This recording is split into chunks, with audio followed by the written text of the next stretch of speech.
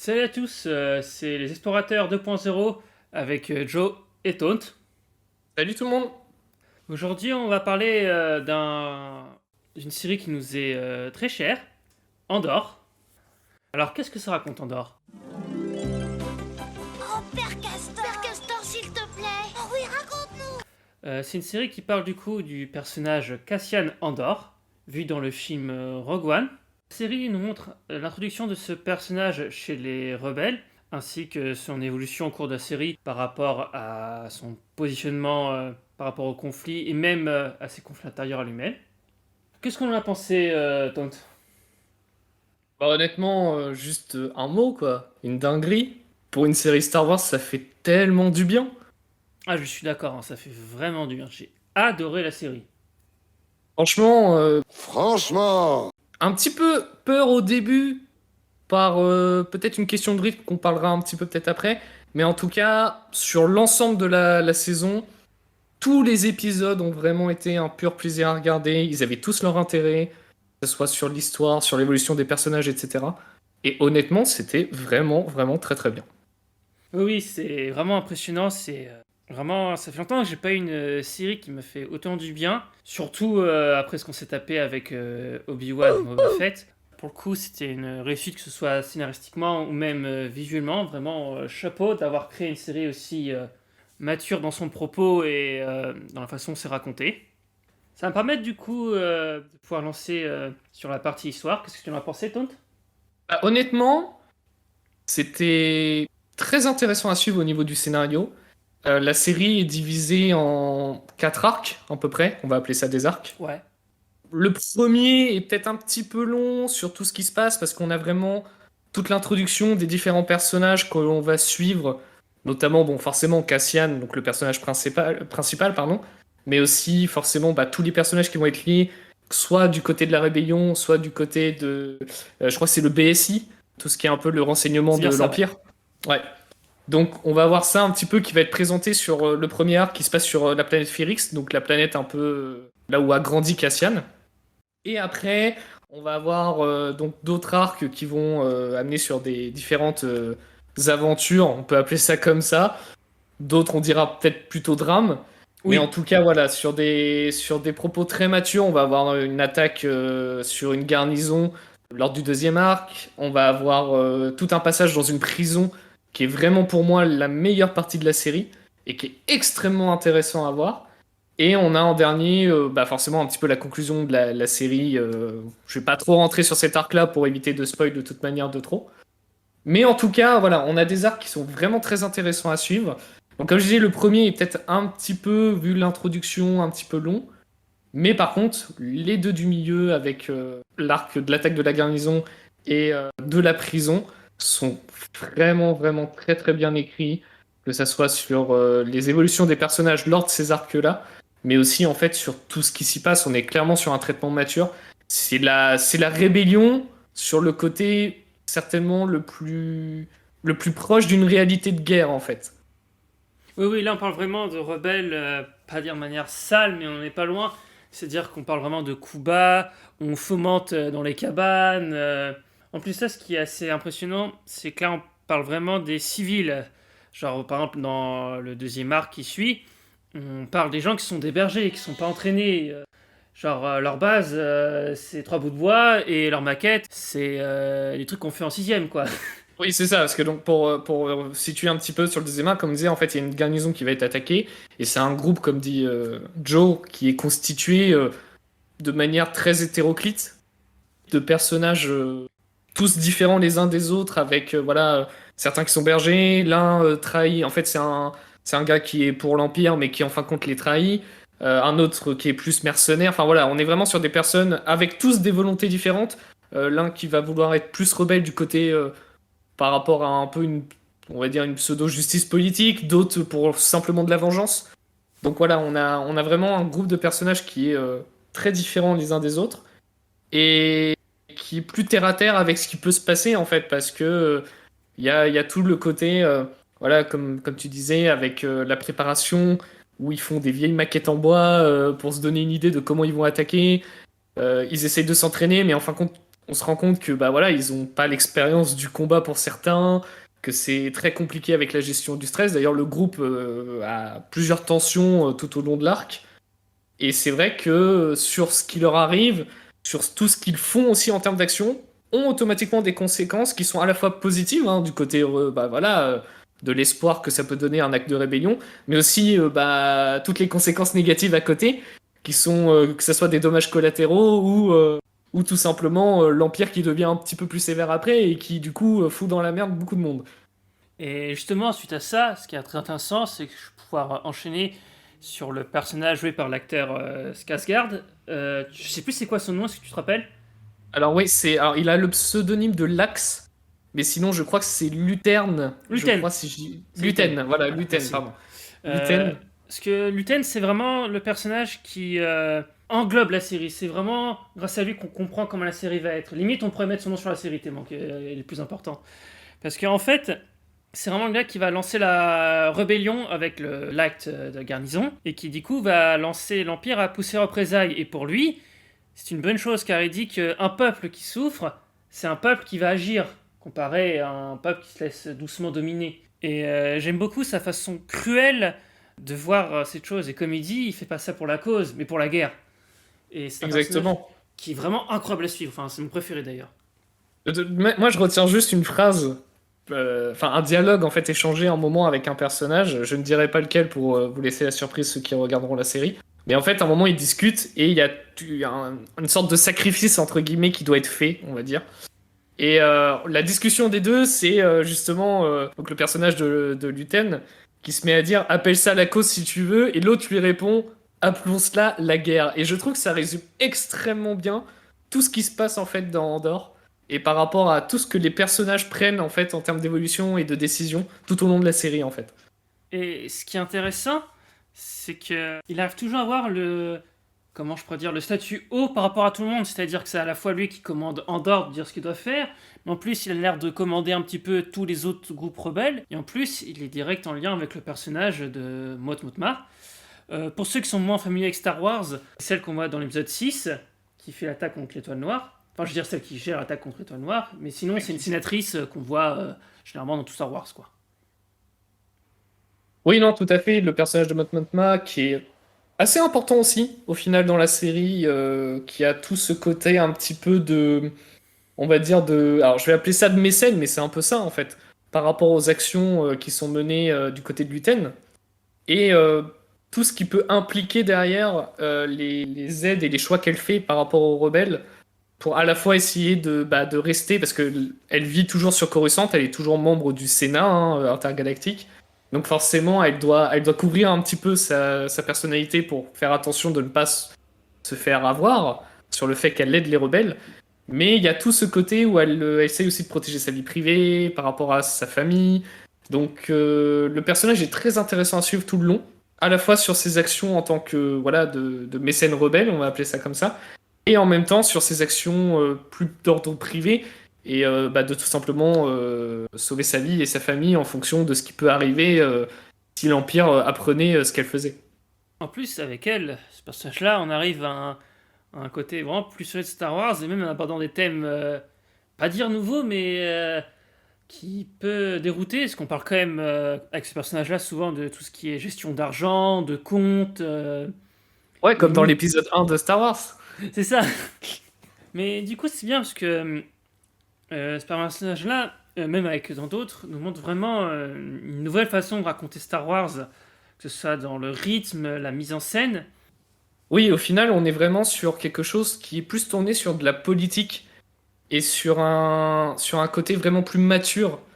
Et c'est vachement plus intéressant de voir à ce niveau-là. Donc, la politique et ses aspects de tout à côté, hein, que ce soit des financements, etc. Et on a une rébellion qui prend forme avec tout son principe de déroulement qui pourrait réellement avoir, on va dire, sur n'importe quelle rébellion qui existe. Et au final, donc, on est vraiment sur quelque chose qui est beaucoup plus axé sur j'ai presque envie de dire du drame en fin de compte, par rapport à la mise en scène et sur les moments de tension qu'on pourrait avoir entre le mélange entre drame et thriller. Je sais pas si tu es un petit peu d'accord avec moi sur ce côté-là. Oui, tout à fait. Surtout dans le rythme, ça se ressent parce que le but de cette série n'est pas dans l'action, mais vraiment comment toute la tension est menée de tout en bout dans chaque arc.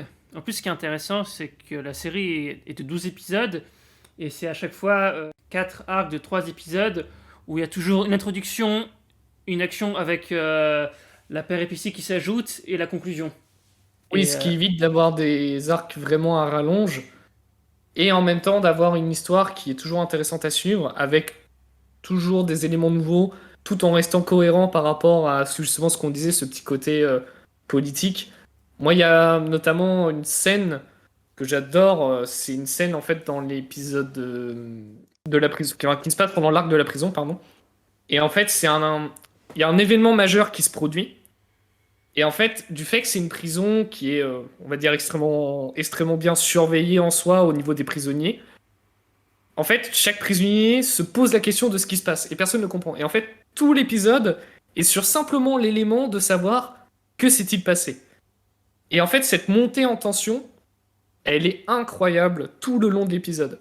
Parce que ça grimpe, ça grimpe, ça grimpe, ça grimpe. Et en fait, au moment du climax, on est tous en train d'attendre de ça. On peut même se douter. Et en fin de compte, c'est vraiment mené, mais de manière très bien millimétrée du début jusqu'à la fin. il y a à la limite un petit côté orwellien chez l'Empire, que ce soit sur le contrôle de l'information, comme le cas de parler Taunt sur le manque d'information dans la prison, mais aussi qu'il y a les renforcements d'autorité de l'Empire qui n'est pas communiqué à travers le peuple et qui malheureusement l'apprennent à leurs dépens, se faisant arrêter de manière injuste et emprisonnés. Et surtout torturé. Oui, malheureusement. Et en plus de ça, c'est que là où la série fait très fort, lors des actes de force de l'Empire, c'est là où la série montre son meilleur. Je pense à une scène de torture qui est incroyable. Oh, franchement, ouais. En fait, c'est le meilleur moyen, en fait, par rapport à la scène, de faire comprendre aux gens ce qui va arriver. C'est simplement, en fait, ils ont juste fait du tel, pardon, don't show. Et en fait, c'est parfait. Parce que tout le long de la scène, le tortionnaire va expliquer ce qui va arriver. De manière, d'ailleurs, très cynique et sadique. Et tout ce qui est dit, en tant que spectateur, est ressenti en se disant waouh, ça va quand même être assez violent. Et il coupe au moment que la scène de torture va réellement avoir lieu. Et en fait, quand on revoit le personnage après, une fois que la scène de torture est finie, l'ampleur en est encore plus grande parce qu'on comprend tout ce qui a eu lieu. Et pourtant, ils nous l'ont même pas montré. Let's get on with it.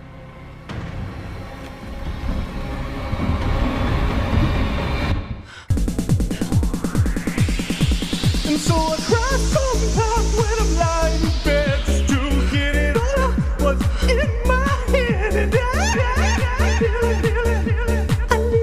you. Et oui, c'est assez fort parce que d'habitude, montrer des scènes un peu violentes en hors-champ, c'est classique. Mais du fait qu'on a eu le contexte de ce qui s'est passé et que la série nous fait vraiment comprendre ce qui passe à chaque fois qu'il y a des moments qui sont balayés hors-champ, ça nous rend tout cet univers et cette ambiance de la série très palpable et très pesante. Comme si que l'Empire nous contrôlait, même sans qu'on le sache. Et je trouve ça vraiment très intéressant. Oui, clairement. Clairement, c'est quelque chose qui manquait beaucoup par rapport à l'univers de Star Wars depuis quelque temps. Et en fait, ça me fait penser aussi, moi, à une scène qui faisait très plaisir de revoir, parce que ça faisait très longtemps que j'en avais vu une bien faite du côté de Star Wars. C'est en fait une scène où il se passe un combat spatial. Je sais pas pour toi, mais moi, perso, ça fait très longtemps que j'en ai vu. Aussi réussi, oui, je suis d'accord. Même limite, ça m'a surpris parce que je m'attendais pas à en avoir. Et c'est une scène qui est plutôt courte. Mais putain, qu'est-ce qu'elle est bonne, je veux dire. Entre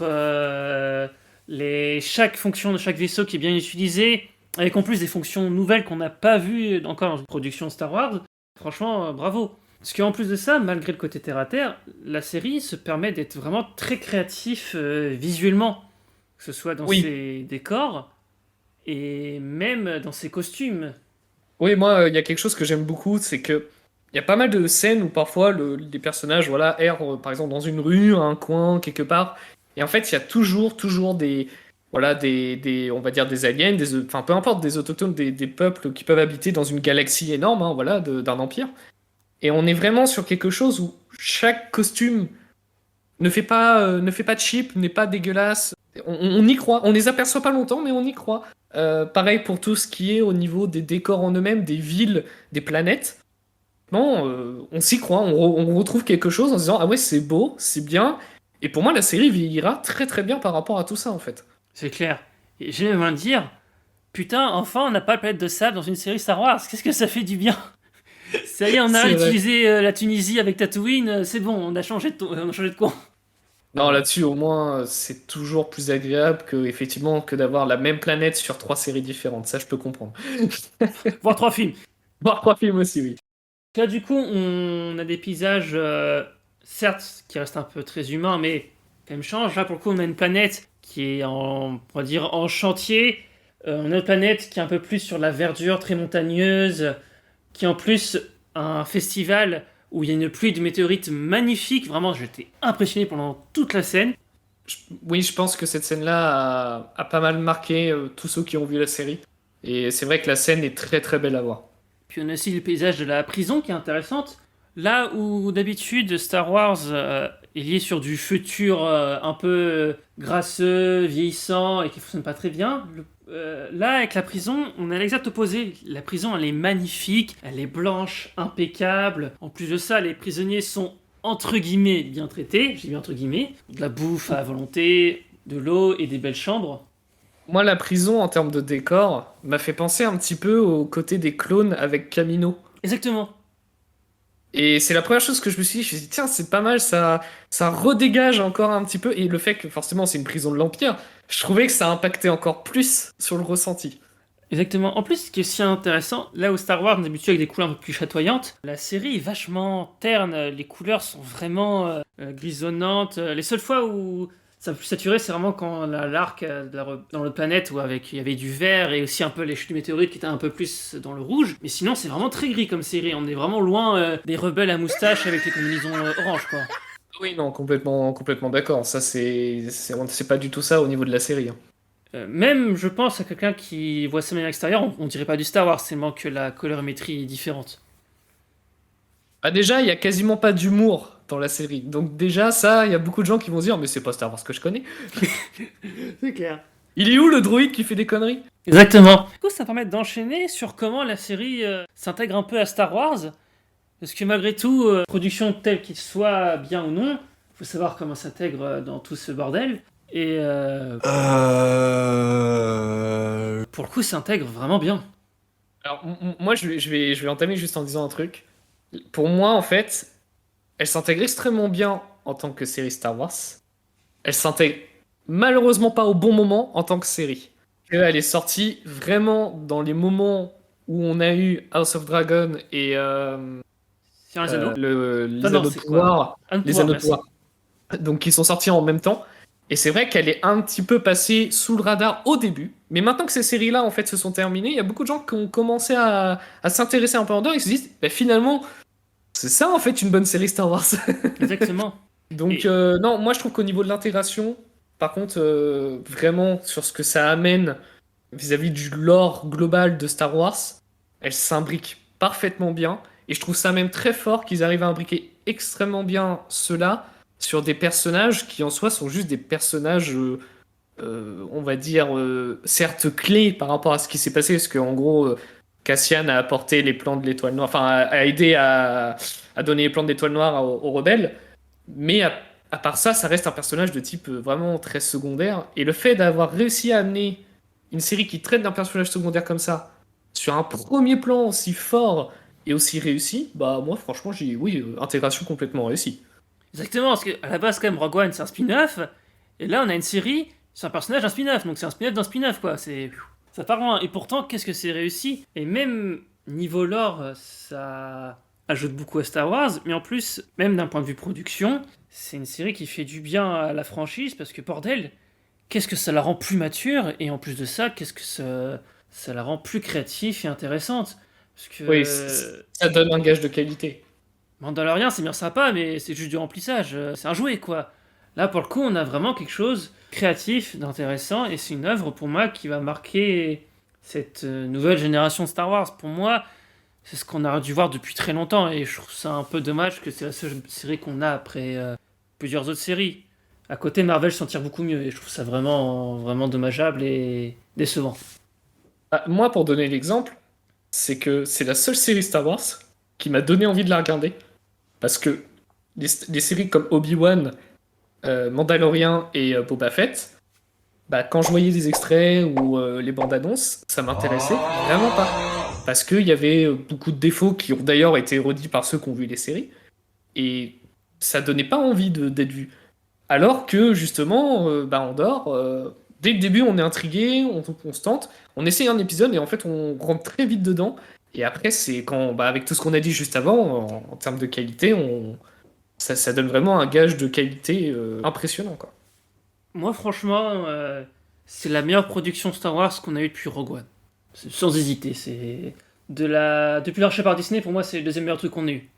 Oui, Et- entièrement d'accord. D'ailleurs, c'est fait de ce que tu me disais, je crois, c'est fait par la même équipe, c'est ça? Ouais, il y a le même scénariste dessus, donc qui est Tony Gilroy, qui est connu notamment pour avoir fait scénariste derrière la série Jason Bourne, et qui du coup a bossé sur Rogue One. On ressent très vite d'ailleurs sa patte à travers l'écriture, hein, clairement.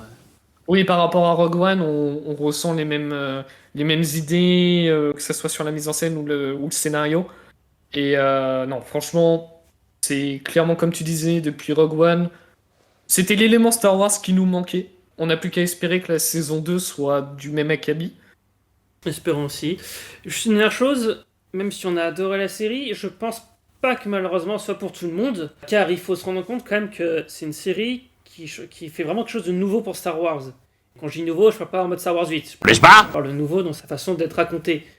On a une histoire qui est beaucoup plus mature, que ce soit dans ce qui est montré, mais aussi la façon dont c'est raconté. C'est-à-dire que c'est beaucoup plus lent, et il faut s'attendre à avoir des moments de flottement et de moments de tension juste par la narration. Ce qui fait que du coup, si vous attendez à de l'action constante ou quelque chose un peu plus joyeux, c'est pas la série que vous aimerez. Si vous attendez à du Star Wars original, c'est pas la série qu'il vous faut.